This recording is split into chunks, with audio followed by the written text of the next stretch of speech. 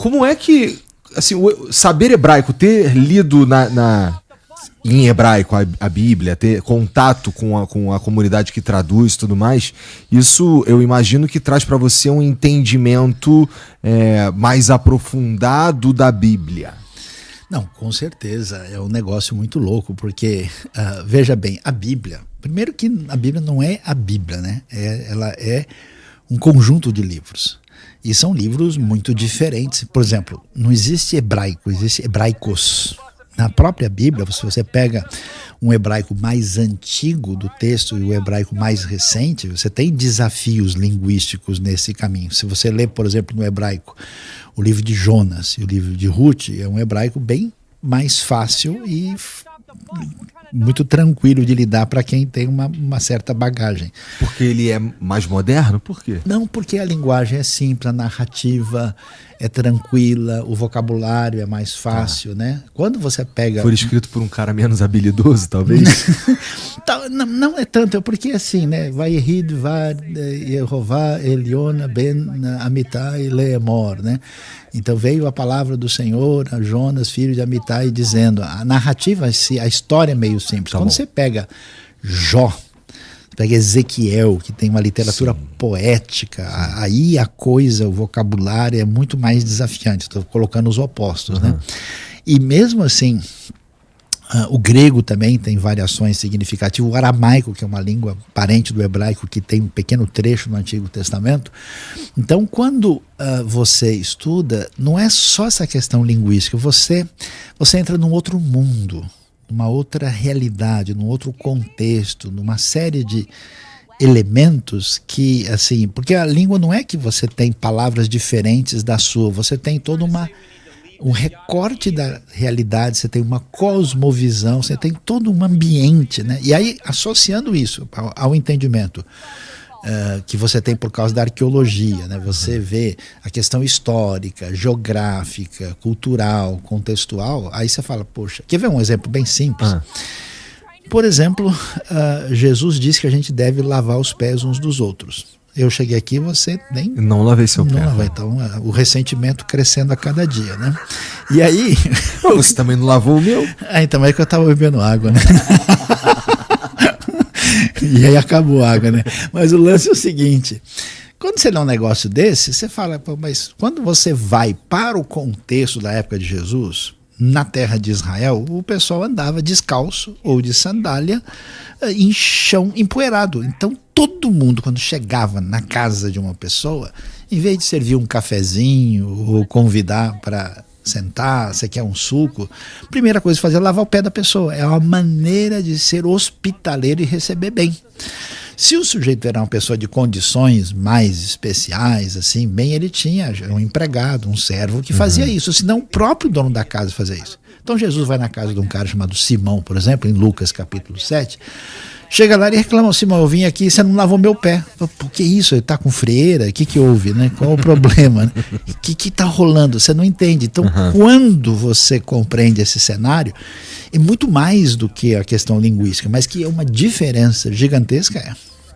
Mas do ponto, assim, existe alguma coisa que... E aqui eu estou falando do ponto de vista linguístico. Esse do contexto geral, eu suponho que teólogo, estudar teologia, estudar a religião cristã, de uma forma geral, você acaba pegando isso, né? Você meio que estuda isso para valer.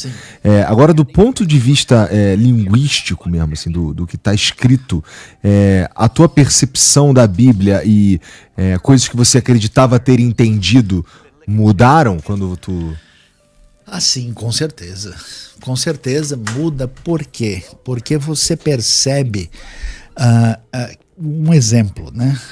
Você percebe que certas coisas que você entende dentro do contexto da língua portuguesa, quando você lê no hebraico, ela tem matizes e perspectivas diferentes. Um exemplo bem doido, assim, para a gente realmente ficar maluco, é que a gente está acostumado a uma construção verbal baseada em tempo. Então você fala, eu conjuguei o pretérito perfeito, o imperfeito, o futuro, o presente. O hebraico não é assim. O tempo é secundário.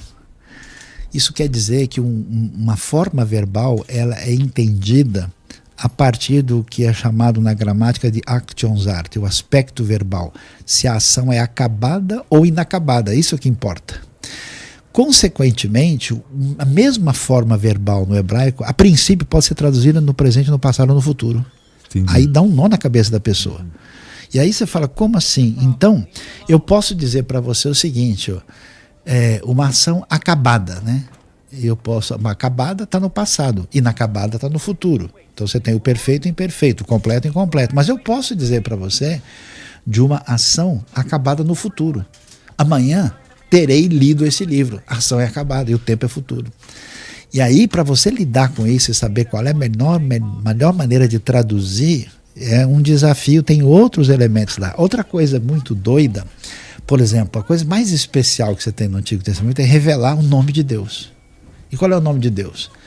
YHWH, que se tenta dizer Yehová e Yahvé, né? O que é essas 4 letras? Elas são mais ou menos a essência do verbo ser em hebraico. Só que, quando a gente pensa como é que Deus falou do seu nome, ele disse Erie Asher Erie. Todo mundo fala, Deus disse eu sou o que sou. Peraí, mas não tem presente no indicativo no hebraico. Então não existe eu sou o que sou. Então, literalmente, o verbo significa, a gente traduziria eu serei o que serei. Mas como assim? Por que Deus está dizendo isso? Porque a descrição hebraica, ela não é estática, ela não é uma aula de filosofia de Aristóteles, da Grécia. Deus está dizendo, eu serei o que eu decidi ser, ou seja, eu sou incontrolável, ninguém me manipula. Eu não sou um ídolo pagão. Além dele ser, digamos assim, a essência de tudo, ele é o eterno, ele é aquele que será o que ele decidir e ninguém tem domínio sobre ele. Puxa, nossa, isso eu imaginei nada disso. É muito mais rico. Então, aí quando você lê o Apocalipse, você vê quando Jesus fala, né, da sua volta, ele diz, vai se referir àquele que era, que é e não que será, que há de vir.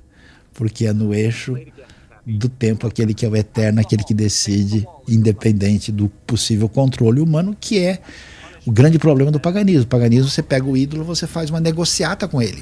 E você fala, eu te dou isso, você me devolve aquilo, e com o Deus único não rola desse jeito. E Sayão, você mencionou aí, a gente estava falando até agora sobre o verbo especificamente, que no hebraico não tem o presente, passado e futuro de uma forma tão definida como a gente tem no português. Isso. Correto? Nesse sentido, e aqui eu vou viajar um pouco, você acha que tem algum tipo de genialidade divina na linguagem mesmo, que de forma a ser amplo o entendimento, de poder querer dizer mesmo passado, presente e futuro em algum versículo específico? Eu acho que a questão é a seguinte, quando a gente pega essa dimensão cronológica organizada que a gente tem, que é talvez um ponto de concentração das línguas europeias, no ambiente hebraico isso tem valor, mas não tanto quanto aqui, não é o fator fundamental. Então, o que me parece é que o hebraico é mais simples e denso ao mesmo tempo, e que você precisa de uma atenção maior para olhar aquilo e ver qual que é o elemento. Então, quando você estuda e analisa o texto como um todo, e quando você olha o contexto e as relações e outros aspectos sintáticos, você vai chegar à conclusão, olha aqui, isso aqui tem que ser isso. Entendi. Né? Uhum. Então, por exemplo, você pega o primeiro versículo da Bíblia, Bereshit bara Elohim et hashamayim ve'et haaretz. No princípio, Deus não pode ser criará, não pode ser Deus cria. Então ali ninguém tem dúvida, Deus criou os céus e a terra. Agora, o hebraico tem uma coisa muito doida, que é um pensamento concreto, afastado de abstrações. Então, por exemplo, céus. O que é céus? Céus é shamayim. O que é shamayim? É fogo, maim é água. Você olha para o céu, ou está descendo água, ou parece que está pintado de fogo. Então, essa maneira muito concreta, ela é muito interessante, E ela traz uma série de conexões e ligações dentro do texto que é muito diferente, né? E aí, nesse sentido, é um mundo, é uma coisa assim curiosa. Eu acho que uma das grandes dificuldades que a gente tem na nossa realidade da cristandade mundial é que a gente perdeu muito dessa raiz, dessa base, desse jeito de... Eu gosto de dizer que na Bíblia e no hebraico bíblico você tem um sabor agridoce. Você tem a mistura de elemento de um com o outro, que a gente, quando chega aqui, a gente tenta separar e o negócio não rola direito. Fica meio confuso, né? Entendi.